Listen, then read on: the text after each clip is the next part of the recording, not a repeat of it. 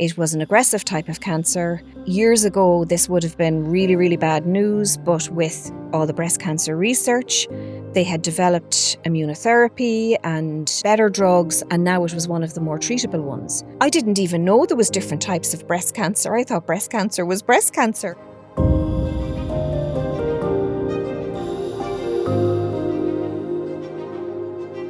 So with me is Gert O'Rourke. Gert is from Portlaoise, but living outside Galway, and she's the mother of 2 adult daughters, and she works in the University of Limerick. Did I get all that right? You got all that right. That's perfect. And Gert was diagnosed in 2018. So I suppose my first question is, what led you to get checked for possible cancer in the first place? Kind of bring me back.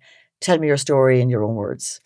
Okay, so I have been in and out of the symptomatic breast clinic for years and years. Years before 2018? Years before 2018. All right, so why was that? There's a history of breast cysts in my family. My mother had them, I had them.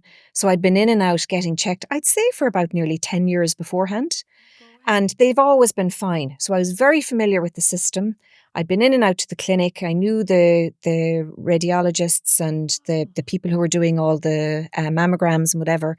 And sorry, just going back there, was there history in the family, of more than cysts? I mean, was there history? No, not really. I had one aunt who had breast cancer, but apart from that, and hers was quite early and it was treated well, but apart from that, not really. Because I was only going in and out for the cysts. Okay. So in 2018, I found a lump and knew exactly what to do, said it to the doctor, and she said, oh yeah, go back into the systematic breast clinic.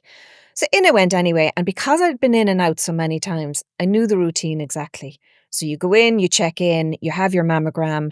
Normally they tell you to come home and then everything is fine. This day I went in. Were you concerned this day? I knew this was different. And one of my friends, her sister had breast cancer, and she used to kind of rub the tumour in a particular way. And my husband said to my friend, God, Gert does that. Of course, never twigged, didn't think anything, but I could feel the lump. And where was the lump? It was on the left-hand side, the outer left of my left breast. Okay. And I was kind of going like this, I could feel it and I kind of touching it. And my husband had said, God, Gert does that too. So I kind of thought, oh yeah, still no alarm bells or anything. But at this stage, I was in the system, I think, waiting for this appointment to come up to go into the clinic. So I went into the clinic anyway, and they took me through as normal in to have a mammogram. That was fine. And then normally in the system, you'd be told, that's fine, go away, we'll send the results to your GP. But they said, no, we'd like to bring you in for an ultrasound.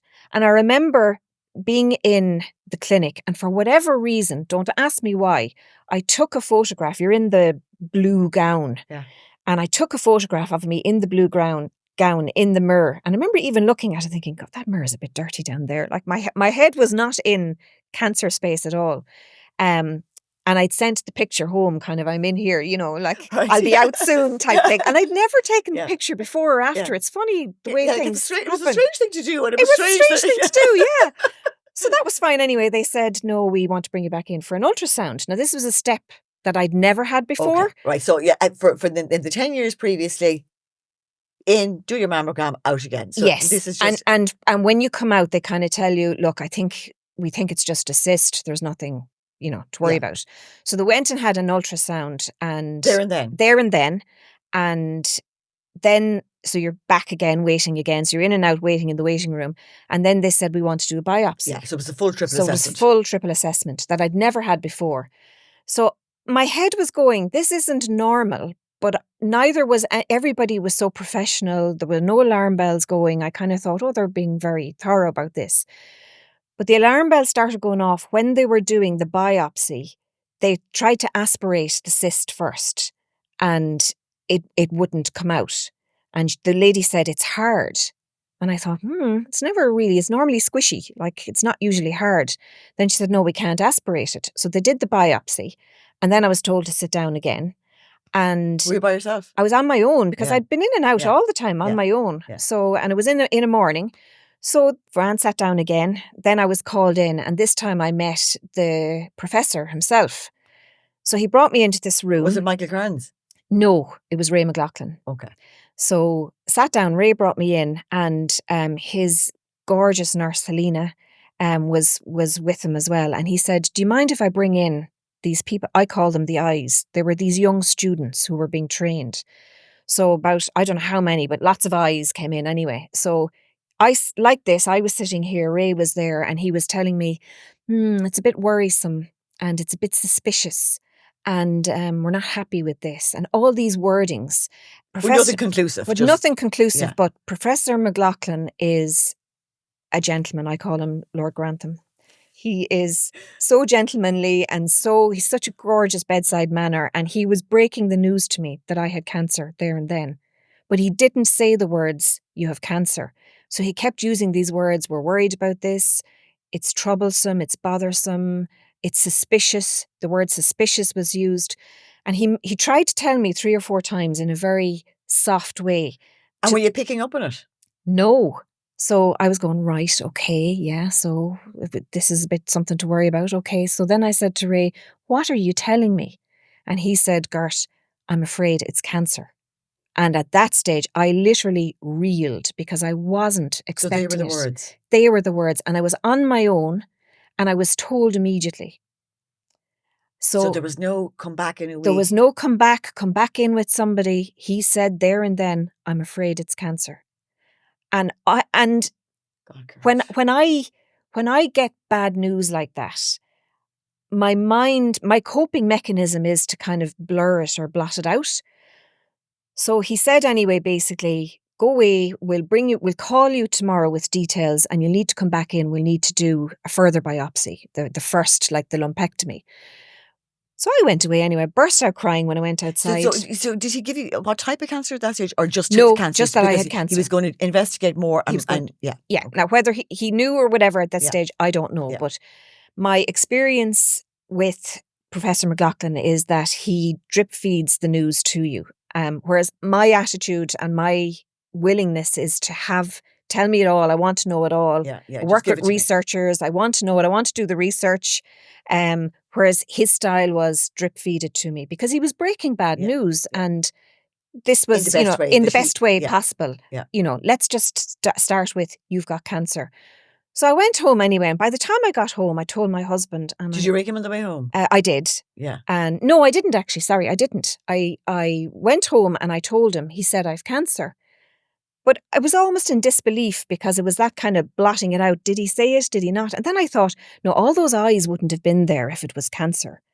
And, I was on my own and all these things were going through my head. So you're thinking to yourself, okay, he said those words, but it doesn't seem real. Right, the way, yes. Yeah. And it all happened so suddenly and you're literally you're in shock. Yeah. And it's adrenaline. Yeah. So I thought... So what did your husband say? Like, how did he take the news? He said, well, look, the facts are, he said you have cancer, you must have cancer. He went off to work that afternoon. Yeah. And I was sitting at home and I thought, if I get that call tomorrow, I'll know it's real.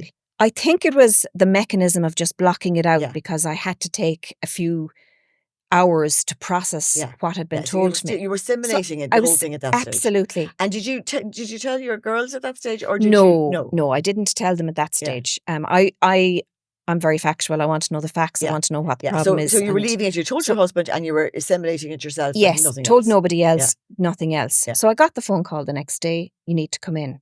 So when I went in, my husband came in with me at that point, and we sat down, and the professor told me exactly the type of cancer that I had, which was HER2 positive. It was an aggressive type of cancer. Years ago, this would have been really, really bad news, but with all the breast cancer research, they had developed immunotherapy and better drugs, and now it was one of the more treatable ones. But time was of the essence. What the cancer was, and then all that good news that how well the treatment would work. Yes, exactly. Okay. There and then. So then he started talking about, and he actually brought up the tumour. And I have a little medical book. I brought it in with me, and I write everything down because that's just the way I am. I'm a writer. Yeah. So I diaried everything from a medical perspective. Yeah. And he brought up the tumour on the screen and he showed me, and it looked like a shield, for want of a better word. And to me, my head went back to my Irish dancing days when we won medals, and Dad made this, shield that we could hang our medals off, was put up. And I was thinking, oh, that looks like the shield, that we had at home with our Irish dancers. That's what you were thinking of. That's what I was thinking in my head, looking at this tumour. not thinking that what he was trying to tell me was cysts are round and uniform, but tumours are jagged. And all I saw was this dancing shield that I used to have. So when I look back, I think of the innocence of not understanding, not knowing, him breaking things to me gently. Yeah. Now, That's if somebody where your mind says, went. my mind went to, I have to process this some way, so I'm struggling with this a little, but, I'm figuring it out in my own way. Yeah. Now, when people say things, it's like when you're expert in anything, you hear the smallest nugget of information and you immediately go to the exactly right conclusion. What it is, yeah. Yes, but the innocence of it back then, I hadn't a clue.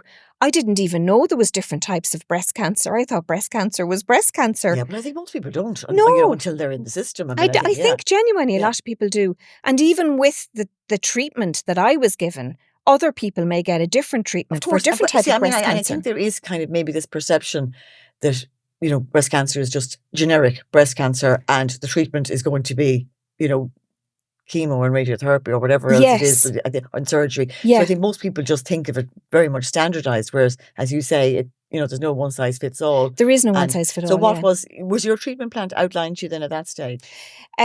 Yes, I was told that I would need chemotherapy and that absolutely my hair would fall out. I was told you were told that from the outset? I was told that from the outset. I was told I'd need radiotherapy and that I would need immunotherapy. And I was told I'd have 6 chemos, 30 radiotherapies and 18 immunotherapies, which was Herceptin. And that was fine. So then we went through, I actually counted up, I've had 8 different surgeries over the years, starting from the first one was the lumpectomy. Then was that more or less immediate? Yes, the lumpectomy was within a couple of days. I think it was 10 days after I was diagnosed, I had the lumpectomy. Okay. Margins weren't clear, went back again. Weren't clear, went back for the wide local excision, still not happy. Culminated anyway, I was told I'd have to have a mastectomy. And then the radiotherapy came from 30 days down to 28 days because the breast was going to be removed. So your treatment plan was very much a movable feast at that stage. A movable feast. And within the treatment plan, to be fair to all of the practitioners, I was given choices. I was told we can do radiotherapy first or chemo. We can, when you're having your mastectomy, you can use your own tissue or you can have an implant. And that then you can have radiotherapy before or after that. And everything had a pro and a con. And you were given options and you were given choice. Yeah. I was given, I had a very open conversation with them. I think because I was asking for openness, I was given it. And they were explaining that there were different options. They recommended a particular course of action. And by the time we kind of got to detailed decisions, because I'd been in and had a couple of surgeries to kind of get to that point, I think we were kind of on the same wavelength. And I think they understood me and I understood them. And of course, Dr. Google was brought up as well. But one person gave me really good advice and they said, Gert, you're expert I work with startups and entrepreneurship and researchers. You're expert in your field. They're expert in them. Listen to them. They're telling you what's best for you. Trust the them. Professionals. Trust your medical care team. Yeah. Trust the treatment plan. Yeah. So I was very exploratory at the beginning. I want to know the facts. I want to tell me it all. I want to know everything. But little by little, they were chipping away to find out, every surgery revealed something else. So they couldn't tell me the whole picture at the beginning because they didn't know the whole picture. Yeah. You put that very well, yeah. The whole way through this process, Helena, my beautiful angel of a nurse, was by my side the whole way through. She was amazing. That was Helena that you'd only met that first day that I'd only met that first day. Yeah. And she was with me the whole way through. And I've had 8 surgeries, so I've been in and out a good time. 8 surgeries. And I had plastic surgery as well for reconstruction. So I had a different surgeon for that. But at one point, Helena turned to me and she said, Gert, I'm your nurse for life. And I felt like hugging her. And I did hug her many's a time. Yeah. But about 4 or 5 months ago, I found another lump. So hold on now. So before you get there, right? So you surgery. Then did you have the chemo? Oh, you did. I did. I had the chemo. So at what point did you have the chemo then? I had the first thing I had was the chemo. So I was diagnosed after the first surgery. Yes, after the lumpectomy, I had the chemo, and then every 3, I'd have the chemo and the immunotherapy together. Okay. I had 3 different types, and then when that was finished, there was a break of maybe 3 or 4 weeks, and then I started radiotherapy. Yeah. Now, meanwhile, So this is 2019 now. this at is stage. 2019. Yeah. But I worked the whole way through my chemo because the professor said, Ray said, Gert, you're going to have to take a year out. And I just couldn't afford to take a year out. Yeah. And I was in a job, I was backfilling, I had no security. And I thought, I just can't do it. It's too risky. And I said, I need to save the time that I have. So I worked through all my chemo. Literally just took the day that I had the chemo off. Back in work the following and day. be back in work. I used to work remotely the day after. And then I'd, every 3 weeks I'd be back in. And how was your body reacting to the chemo? The first one was fine because, your body hasn't had a chance to. Yeah, but it's the cumulative, isn't it? But it's the cumulative. Yeah. It was grand. And I used to have these Nulast, I think they are. They're bone injections that you take when you come home within X amount of hours of having the chemo. You to take these injections. So I was trained in how to do that myself. And they would literally knock you out. I remember I used to get into my pajamas and then I had everything laid out on the table and I'd take the bone injection. And then within an hour, I was in bed asleep. That's how it reacted for me. But my body cumulatively was getting worse. Yeah. But my attitude was really strong. And I just said, I'm going to deal with this, but I'm going to do it my way. I'm not going to do it the way everybody expects me or the way I've been told. Like I was told, you're going to have to take a year out. We're going to get you a wig. I immediately said, I'm not wearing a wig. Now, I would have loved it, but I didn't realise that you can get them on the system. I thought I'd have to pay for that. And I thought, that's an expense. We need the money for something else. So I'm not going to do that. At the time, those were my circumstances at the time. So I worked through chemo. But when I got to the third, my knees started going. When you say started going, as in they got weak. Yeah. And you can feel, it's like there's a weakness there. Walking becomes difficult. If you speak to anybody who's had chemo, when you talk about your knees going, you know that it's really beginning to get in. To the point that I remember at one point, I used to get a lift in the morning. A friend brought me in every morning, and then my husband would collect me from where I live. Yes, and then my husband would collect me in the evenings, and he worked in town, and he asked me one day to walk in to him rather than him picking me up for traffic, or I can't remember why. And I literally crossed the road from the hospital to where Tesco is there, just across the road, and I had to hang on to the railings, and I literally crawled to town, which wasn't far. I just wasn't able to walk at that point. I'd walk to the end of my driveway, turn around and come back. I just wasn't able to do it. But everybody who's had chemo, your body is being punched. You're a punch bag. Yeah. So everybody reacts, but my mind was super strong and I wouldn't let it get me down. Yeah. I did everything my way. So I went into work and I probably had a big health and safety hazard written over my head. I went around bald. I was losing weight, was turning up every day. One of my friends said, I used to carpool at the time, and she said, well, that's the last of you driving to work. If you're going to work, we're going to drive you. So I had two friends, there's three of us in the carpool. Forget the carpool, we'll just be driving in. So they drove me in and out every time I went to work for a year, basically. Yeah. So you had a very good support network, so had you? I had a very good support network. Yeah, I did. Between colleagues and friends and family. Yeah, but so many people said, we'll come with you to chemo. My family, my friends, and I said, no, I'm doing this on my own. I wanted to do it my way. I wanted to process it my way. And I think even Aisling said on the first podcast that you're strong for the people who are there supporting you. Yeah. I'm strong naturally anyway, but if I was going to have a breakdown, I was going to do it on my terms. Yeah. And I just didn't want people around me. And I wanted the space. Yeah. To just take it in myself without being complicated by having to talk to somebody else. Yeah. Even if they're supporting you, you wanted to do it your own way. Yeah. And I had this the time to do it yourself. Yeah, exactly. I had this little chemo bag and I had a little blanket in it and I had slippers and a book and I fully get food that. And all those bits. And it was like my Dora the Explorer going in on her adventure. I had my little rucksack and you're brought in at 8 o'clock in the morning. Sure, could be 12 o'clock by the time they do bloods. Could be 12 o'clock before you sit in the chemo chair. It could be 5 or 6 before you get home. And it was just my time to process it. Yeah. And I'd listen to podcasts, I'd listen to music, I'd read books. And it was just my time doing it my way, you know? Yeah. And I was happy with that. I fully get what you're saying. Yeah. So when did that particular treatment plan finish then?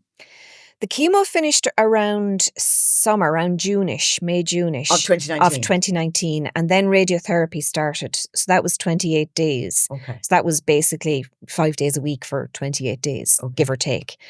And I had immunotherapy every 3 weeks. So it started from the very beginning, and that continued for the first whole year. So from January to January, I had the immunotherapy. I used to go back every 3 weeks for that. Kind of weird when you've had your chemo, you've had your radiotherapy, and you're still going into the hospital, into the same chair, but you're not getting chemo. It's kind of weird. Weird in kind of a good way that you kind of think, I'm out the other side of that. Like it's not as bad and it's quicker. Yeah. And it wasn't as damaging because chemo, literally, my teeth started moving, my nails rotted and fell off, and your hair falls out, whereas immunotherapy was much softer on the system. So it's nice that was the kind of the final bit of that. And I was delighted that I had started that while on the chemo, because when I was continuing it, I knew what I was walking into. It's like going into the systematic clinic the first day. It was all very familiar, and I knew the nurses and they knew me, and your veins start to collapse as you get further in, and it was awful hard to get a vein, and they used to give me the yellow tray and, go down to Tommy, the phlebotomist, and he'd put in the needle and you come straight back up, and everybody had their little quirks, and the nursing staff were able to kind of figure a way around it to make it easier. So you all knew each other well, and everybody you all knew each other. Yeah, exactly. So and then when that was finished, then were you then thinking, that's my cancer journey, over? Well, I had my mastectomy in the August. It was actually on my birthday. Literally on my birthday. And there was a bit of drama in the build up to that, because I had thought the mastectomy was the worst thing that could ever happen to me. It's a very physical part of a human anatomy, and to be told that that's going to be removed was a big thing for me. Yeah. So I went into preparing drive. I went to overdrive preparing, and I over prepared. In what way? Like, what did you? I mentally built myself up that this was going to be a horrendous thing, and that I'm just going to have to be so strong and really powerful in terms of building myself up that I can do this and get through it. But I had overthought it in my head.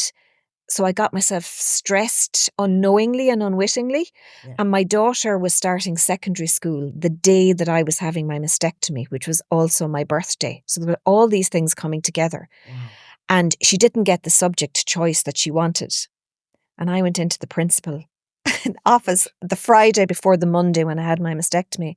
I went into the principal's office and I told him that, my daughter didn't get the subject choice, and I cried in his office. Oh my God, Gert. Okay, so that's where the build-up was going. This is not me. What's happening? The poor man didn't know what way to look. He was handing me tissues. I was saying, it's fine, I have tissues. My world is ending in my own mind. But it was just pure emotion coming out. Yeah. And so it wasn't the subject choice. It was everything at that point. It was just a culmination. Yeah. And I had even my preparation had got to the point where I had stored glass, and I went to one of those recycle centres, and I fired the glass in, breaking glass, cursing and swearing, and the glass breaking. Broke every bit of that glass with great enjoyment. Well, at least it was into the bottle bank and it was nowhere else. That was my de-stressing. Yeah. And at this stage, I knew I was having two surgeons, because I had chosen to have an immediate reconstruction. So I was having a saline implant put in at the time. And so I knew, getting back to your point, I knew that that would have to be taken out and swapped with a silicone implant down the road. There'd be another surgery down the road. Yes. Yeah. And I remember being brought in the day of the mastectomy. Still, your mind is racing. And my last image that I can remember is I had two surgeons, the plastic surgeon and the breast surgeon, both standing in the corner, gowned up, and they had a laptop in each hand, obviously assessing the surgery. Yeah. And I remember thinking, I have two surgeons here with me now. I'll be all right. But isn't that a great way to think? So you're putting your full faith in the two. Yeah. One is going to remove and one is going to reconstruct. Yes. And, that they know what they're doing. Yeah, yeah. I had total faith, because I couldn't do it. I couldn't, even if I could do it, I couldn't operate on myself. But from all the big colossal build-up, you now could see, that the outcome was going to be good here. Yes. Or you felt it was going to be. I felt it was going to be good. Yeah, exactly. And I was in the hospital then just for a couple of days recovery and home again. And then there was a couple of issues with different things. The implant didn't sit right, and I had, you have tubes, and there's people get seromas. They're like liquid buildups, painful buildups, and that's an example. I got this thing called a seroma, and it's basically where the liquid doesn't drain properly from around the wound, and it builds up. It was the size of an orange under your arm. And I couldn't put your arm down there. I was literally going around my arm up like this, and I went to a GP, a weekend GP that wasn't mine, and he said, "Oh, it must be an infection," and gave me an antibiotic. Oh, so then on the Monday, I went back to the breast clinic, and I went into Helena, and she said, "Oh, don't worry about that, Gert." She said, "That's just a seroma. Here, I'll drain it." And she got a syringe and drained it, and the relief. She drained it there and then? There and then. And then she said, "It'll probably come back. Just come back into me again." And I went in about 6 or 7 times to have it drained. And you can feel the pressure just going every time they do it. But that's an example of expertise. It really the GP is. did not know what that was. Yeah. He assumed it was an infection. Not a blind bit of notice. Not a blind bit of notice. That's all it is. Cording as well is where there's it's almost like it looks like a piece of string. You think it's going to snap. Often people get that. Helena showed me how to manipulate it. That went away. So the nursing staff are as experts in their field as the surgeons are, but in a completely different way. Now, again, I think that's a very good message to put out there for anybody listening. Is obviously to put your faith in the treatment plan and the medical team, but not just the surgeons and the consultants and the oncologists, but the full nursing team, the full oncology team. Yeah. Yeah. And to accept all their support and guidance, I suppose. Yeah. Now, I had done a lot of research, and I knew what I wanted, because you have options along the way. Well, I had options along the way, and I knew what I wanted. And I remember thinking, this is the order I wanted. And if they challenge me on something, I'm going to stand up and say, this is what I want, unless for some very strong medical reason, I can't have it. Yeah. And I did fight for a couple of things along the way. 99% of what I was told was what I wanted, but there was 1 or 2 things that I was told, and I said, no, I want something else. And I got it. Now, the first thing they said to me is, if when we go into surgery, the science says we can't do that, we're not doing that. But if the science says, the lab work says, yes, we can go ahead, then we'll fulfill your wishes. So we'll go along with it as long as we know it's going to work. And that was the best I could ask for. Yeah, of course. Yeah. I just wanted to have control over my own journey. Yeah, but you're kind of working kind of collaboratively then at that stage as well. Exactly. But still, only if the medical treatment is actually and you're building up a bit of trust. But you get to know the system as well, because the first day that I was diagnosed, I was in one of the treatment rooms downstairs in the clinic. The second time I was brought in, the third time I was brought in, I've been in hundreds of times, I suppose, over the years, but you go upstairs to this room up the stairs, and it's a grey room where they give you the bad news. And I used to, every time I go in, I go, please God, let him not bring me up the stairs. And myself and my husband, if he was with me, if he said, if you follow me, and I go, oh no, there was never good news delivered upstairs in that room. Yeah. So it's like knowing the system again. I knew even before I took a first step in that stairs that it was not going to be good news. I know where this is going. Yeah. So what happened to you then after that? I mean, so bring me forward, from 2020. So I was still having surgeries, reconstruction, swapping the implants over, but I was working away, getting on with everything. And I was doing all sorts of holistic treatments as well. So I was doing anything from reflexology to sound bathing, forest bathing, acupuncture, yoga, Pilates, you name it. Did you learn how to swim? I learned how to swim. I tell you why I learned how to swim, because I found out that there was a club in Galway that works with breast cancer survivors, and have you heard of dragon boating? Yeah. So it was a style of dragon boating. So the club is called Road to Recovery.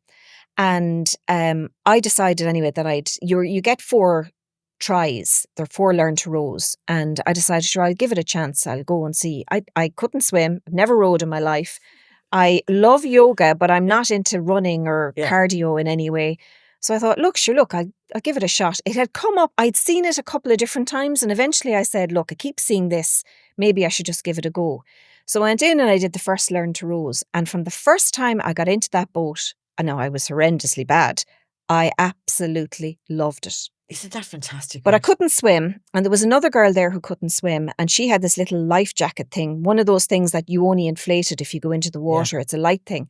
So she gave me the link. I bought one of them, but no matter how light it was, I decided to continue after the Learn to Row, said I joined the club. But no matter how light it is, you're still being physical, you're sweaty and it's heavy. And I said, this is ridiculous. I have to learn to swim. Yeah, I don't want to wear this. I don't want to wear option this. is to learn to swim. Yes.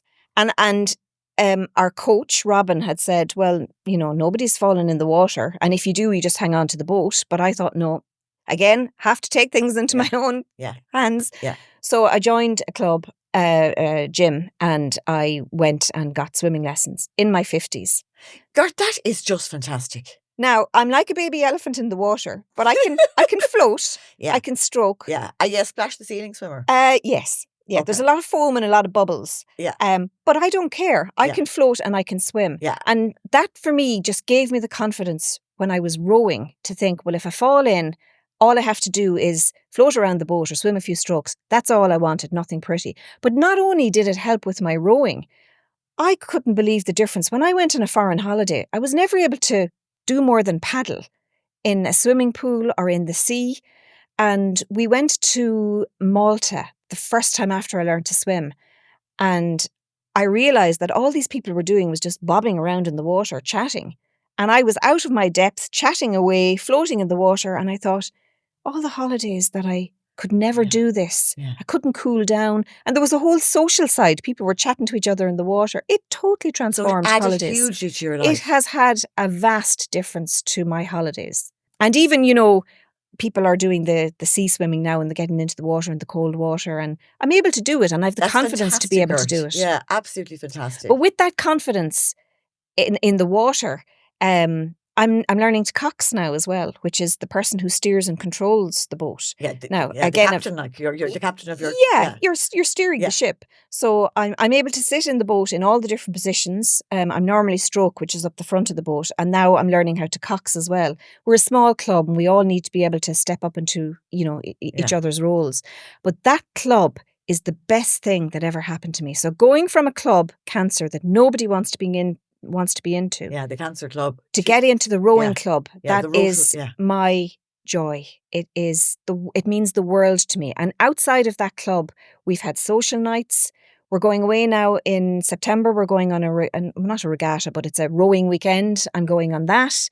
I'll be coxing and rowing, and it's just it's exercise, but in a fun way. Gert, that's a fabulous and really uplifting thing to hear. That you gained something that you'd never have thought of. Out of obviously very difficult circumstances. Yeah. So where are you today now on your cancer journey? I'm well, thankfully. I'm out the other side, very alert, and I am very conscious of trying to do as much as I can to let people know to, if there's something wrong, check it. If in doubt, check it out. Yeah, so that's what I was going to say. So, for anyone listening, so what are your best bits of advice? My best bits of advice are know your norm. So I knew that the lump that I had was different to other lumps. And actually, going back, when I was brought in originally to have that aspirated, she said, "Oh, it's just we can't take it out. It's too hard. So off you go." And something went off in my head, and I said, "No, not happy with that." Yeah, well, especially you had 10 years of it, so you knew. Yeah. And they said, "All right, so we'll bring you back in 6 months." And when I went back in 6 months, then I went into, there's a tumour there and we need to get it out quick. So know your norm, trust in yourself, believe your gut, but do it your way as well. Like I did as much as I could the way I wanted to do. And actually one of my sisters said to me, "Oh, you should write a book." I thought, oh God, no, I'm not writing a book. But I did set up an Instagram account and I called it Positively because I wanted to show the positive side of coming out the other side of illness. So I documented a little bit of my journey through chemo. I started in 2019. It was Mother's Day actually when I set it up. And that, alongside the rowing, I have met influencers who I have followed through that account. I have met people who've been on the same journey as me. I've done the Mary Keating Survive and Thrive. We have a WhatsApp group. It's We're still talking to each You know, other. Gert, I mean, anyone listening today, I mean, you know, like just looking at you and listening to you, I mean, you know, you've developed a whole new world for yourself. I would say that cancer has made me a better person because I God, wouldn't let it beat that me. is something else. It has changed my life.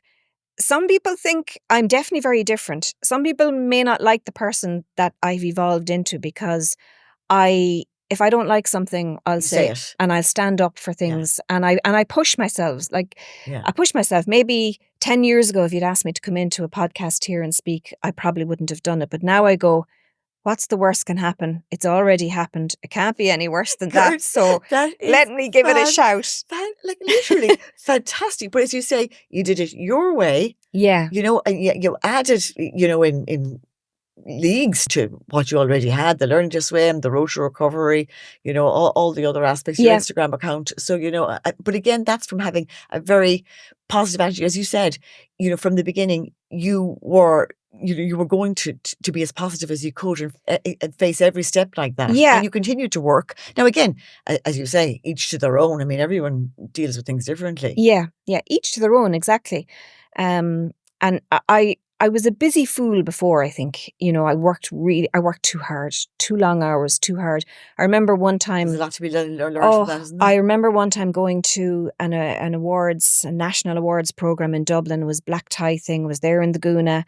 And it was like Cinderella at the stroke of midnight. I came out, took off the Guna, put on my leggings, got into the car after midnight, had to stop in Applegreen, beg the man to give me a cup of tea to try and stay awake because I wanted to bring my daughter to school the next morning. Yeah. Sure, I only got 2 or 3 hours sleep after driving through the night. Yeah. Now I look back and think, why did I do that? What a fool you were. Yeah. Why did you do that? Yeah. And she won't remember the won't morning that you remember. brought her to school But after. now I don't put myself in that situation. If something like that happens, I'll say, no, I'm going to book into a hotel. I'm going to stay there. I'm going to just do it in a way that's good for me. That's, you know, there's a huge amount to be learned from that. And, you know, unfortunately, I think we all do too much. And we do. Yeah. We do. You know, and it does, sometimes it does take, you know, a big incident or a big, you know, abruption in your life, I think, maybe to change you know, your future. Yeah. But look, I have to say, Gert, I mean, I hope anyone listening today will gain massively from your story. And thank you so much for sharing your story. You know, it was a fantastic listen. And, you know, enjoy the rowing and the regattas and the swimming and the future and the Instagram page. So, Gert O'Rourke, thank you very much for coming in and sharing your story this morning. Thanks for having me.